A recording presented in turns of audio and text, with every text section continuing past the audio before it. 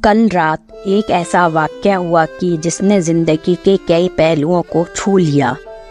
करीब शाम के 7 बजे होंगे। मोबाइल की घंटी बजी। उठाया तो उधर से रोने की आवाज़ आई। मैंने चुप कराया और पूछा कि भाभी आखिर हुआ क्या है। उधर से आवाज़ आई कि आप कहाँ हैं और कितनी देर में आ सकते हैं। मैंने कहा आप परेशानी बताइए और भाई साहब कहाँ हैं और माँ किधर हैं, आखिर हुआ क्या है। लेकिन उधर से सिर्फ एक ही रट थी, आप फौरन आ जाइए।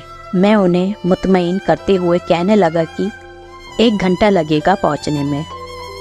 मेरा नाम आसिफ अली है। भाई साहब मेरे दूर के रिश्तेदार हैं, उनसे मेरे अच्छे ताल्लुकात हैं। मैं उनको अपना बड़ा भाई मानता हूँ। जैसे तैसे घबराहट में पहुँचा, देखा कि भाई साहब सामने बैठे हुए हैं। भाभी रोई जा रही थी। 12 साल का बेटा भी परेशान है और 9 साल की बेटी भी कुछ कह नहीं पा रही थी। मैंने भाई साहब से पूछा कि आखिर बात क्या है, मगर भाई साहब कोई जवाब नहीं दे रहे थे। फिर भाभी ने कहा, ये देखिए तलाक के कागजात अदालत से तैयार करके लाए हैं, मुझे तलाक देना चाहते हैं। मैंने पूछा ये कैसे हो सकता है, इतनी अच्छी फैमिली है, 2 बच्चे हैं, सब कुछ सेटल्ड है। पहली नज़र में मुझे लगा कि ये मजाक है, लेकिन मैंने बच्चों से पूछा दादी किधर हैं, तो बच्चों ने बताया पापा उन्हें 2 दिन पहले ओल्ड होम में शिफ्ट कर आए हैं। मैंने नौकर से कहा मुझे और भाई साहब को चाय पिलाओ। कुछ देर में चाय आई और भाई साहब को मैंने बहुत कोशिश की चाय पिलाने की, मगर उन्होंने नहीं पी और कुछ ही देर में वह मासूम बच्चे की तरह फूट फूट कर रोने लगे और बोले मैंने 3 दिन से कुछ भी नहीं खाया। मैं अपनी बूढ़ी माँ को कुछ लोगों के हवाले करके आया हूँ। पिछले साल से मेरे घर में माँ के लिए इतनी मुसीबतें हो गई कि बीवी ने कसम खा ली कि मैं माँ जी का ध्यान नहीं रख सकती। ना तो ये उनसे बात करती थी और ना मेरे बच्चे उनसे बात करते थे। रोज़ मेरे कोर्ट से आने के बाद माँ बहुत रोती थी। नौकर तक भी उनसे ख़राब तरह से पेश आते थे और अपनी मनमानी करते थे। माँ ने 10 दिन पहले बोल दिया तू मुझे ओल्ड होम में डाल दे। मैंने बहुत कोशिश की पूरी फैमिली को समझाने की, लेकिन किसी ने माँ से सीधे मुंह बात तक नहीं की। जब मैं 2 साल का था तब अब्बू इंतकाल कर गए थे। माँ ने दूसरों के घरों में काम करके मुझे पढ़ाया लिखाया, इस काबिल बनाया कि मैं आज एक जज हूँ। लोग बताते हैं कि माँ दूसरों के घर काम करते वक्त कभी भी मुझे अकेला नहीं छोड़ती थी। उस माँ को मैं आज ओल्ड होम में छोड़ आया हूँ। मैं अपनी माँ का एक एक दुख याद करके तड़प रहा हूँ, जो उन्होंने सिर्फ मेरे लिए उठाया था। मुझे आज भी याद है जब मैं मैट्रिक के इम्तिहान देने वाला था, मेरी माँ मेरे साथ सारी रात बैठी रहती थी। एक बार जब मैं स्कूल से घर आया तो माँ को बहुत ज़बरदस्त बुखार था, पूरा जिस्म गर्म और तप रहा था। मैंने माँ से कहा तुझे तेज़ बुखार है? तब माँ हंसते हुए बोली अभी खाना बनाकर आई हूँ इसलिए गर्म हूँ। लोगों से उधार मांगकर मुझे दिल्ली यूनिवर्सिटी से LLB तक पढ़ाया। मुझे ट्यूशन तक नहीं पढ़ाने देती थी, कहीं मेरा वक्त बर्बाद ना हो जाए। ये कहते हुए वह रोने लगे और कहने लगे जब ऐसी माँ के हम ना हो सके तो अपनी बीवी और बच्चों के क्या होंगे। हम जिसके जिस्म के टुकड़े हैं, आज हम उसको ऐसे लोगों के हवाले कराए हैं जो उनकी आदत, उनकी बीमारी, उनके बारे में कुछ नहीं जानते। जब मैं ऐसी माँ के लिए कुछ भी नहीं कर सकता तो मैं किसी और के लिए भला क्या कर सकता हूँ। आज़ादी अगर इतनी प्यारी है और माँ इतनी बोझ है तो मैं पूरी आज़ादी देना चाहता हूँ।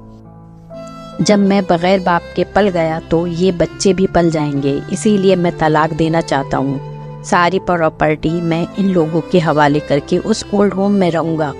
वहाँ कम से कम मेरे साथ मेरी माँ तो होगी, और अगर इतना सब कुछ करने के बावजूद माँ ओल्ड हाउस में रहने के लिए मजबूर है तो एक दिन मुझे भी आखिर जाना ही पड़ेगा। माँ के साथ रहते रहते आदत भी हो जाएगी, माँ की तरह तकलीफ़ तो नहीं होगी। जितना बोलते उससे भी ज़्यादा रो रहे थे। इसी दरमियान रात के 12:30 हो गए। मैंने भाभी जी के चेहरे को देखा। उनके चेहरे पर पछतावे के जज्बात नज़र आ रहे थे। میں نے ڈرائیور سے کہا گاڑی نکالو، ابھی ہم لوگ اولڈ ہوم جائیں گے۔ ہم لوگ وہاں پہنچے تو بہت زیادہ گزارش کرنے پر گیٹ کھلا۔ بھائی صاحب نے گیٹ کیپر کے پیر پکڑ لیے، بولے میری ماں ہے، میں اسے لینے آیا ہوں۔ چوکیدار نے پوچھا کیا کرتے ہو صاحب؟ بھائی صاحب نے کہا میں ایک جج ہوں۔ تو چوکیدار نے کہا جہاں سارے ثبوت سامنے ہیں تب تو آپ اپنی ماں کے ساتھ انصاف نہیں کر پائے، اوروں کے ساتھ کیا انصاف کرتے ہوں گے؟ اتنا کہہ کر ہم لوگوں کو وہیں روک کر وہ اندر چلا گیا۔ اندر سے ایک عورت آئی جو وارڈن تھی۔ اس نے بڑے ذلیل لہجے میں کہا 2 بجے رات کے آپ لوگ لے جا کر کہیں انہیں مار نہ دیں تو میں اللہ کو کیا جواب دوں گی؟ میں نے وارڈن سے کہا بہن آپ یقین کیجئے یہ لوگ بہت پچھتاوے میں ہیں۔ آخر میں کسی طرح انہیں کمرے میں لے گیا۔ کمرے کا جو نظارہ تھا اسے لفظوں میں بیان کرنا مشکل ہے۔ صرف ایک فوٹو جس پر پوری فیملی ہے، وہ بھی ماں کے بغل میں جیسے بچے کو سلا رکھا ہے۔ مجھے دیکھا تو انہیں لگا کہیں بات کھل نہ جائے، لیکن جب میں نے کہا کہ ہم لوگ آپ کو لینے آئے ہیں تو پوری فیملی ایک دوسرے سے لپٹ کر رونے لگی۔ آس پاس کے کمروں میں بھی اور بھی بزرگ تھے۔ سب لوگ جاگ کر باہر تک آ گئے۔ ان سب کی آنکھیں بھی نم تھیں۔ کچھ وقت کے بعد چلنے کی تیاری ہوئی۔ پورے اولڈ ہوم کے لوگ باہر تک آئے۔ کس طرح ہم لوگ اولڈ ہوم کے لوگوں کو چھوڑ پائے یہ ہم جانتے ہیں۔ سب لوگ اس امید سے دیکھ رہے تھے شاید انہیں بھی کوئی لینے آ جائے۔ راستے بھر بچے اور بھابھی تو چپ چاپ رہے، مگر ماں اور بھائی صاحب ایک دوسرے کے جذبات کو اپنے پرانے رشتے پر بٹھا رہے تھے۔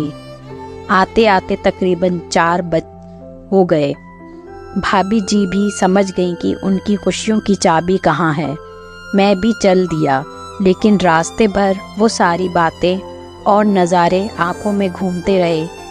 ماں صرف ماں ہے، اس کو مرنے سے پہلے نہ مارے۔ ماں ہماری طاقت ہے، اسے کمزور نہ ہونے دے۔